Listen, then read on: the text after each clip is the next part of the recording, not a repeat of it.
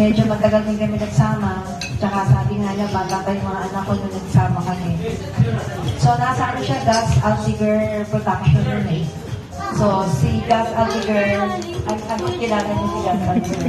Yes. So, Gus Altiger Production, nag-handle ng Mary Kay. And kaya din si Jerome ng Gus.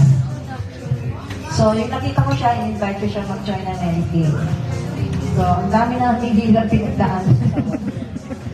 Hindi pa gusto nun yung konti pa rin yung PowerPoint. Imagine ninyo, nag-launch kami ng product, talagang hirap na Sasakay kami ng aeroplano, bitbit-videoan yung desktop.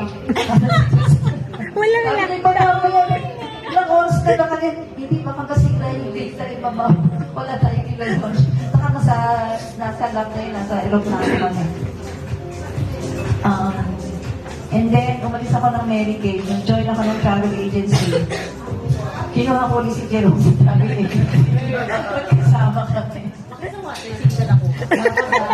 Doon na kami, kanya-kanya na kami, nag-join ako ng ibang company. Tapos si Jerome din. And I'm so happy with Jerome kasi successful naman siya ngayon. Sa graphics siya, magaling siya mag-graphics. Ngayon, nasa marketing. Na-promote din siya. So, na-manager. So, happy ako sa kanya. Nakita ko din yung family nila. How many months ago, nandito yung mga anak nila. So, yan si Kate. Yung sinasabi nga niya yung kasal.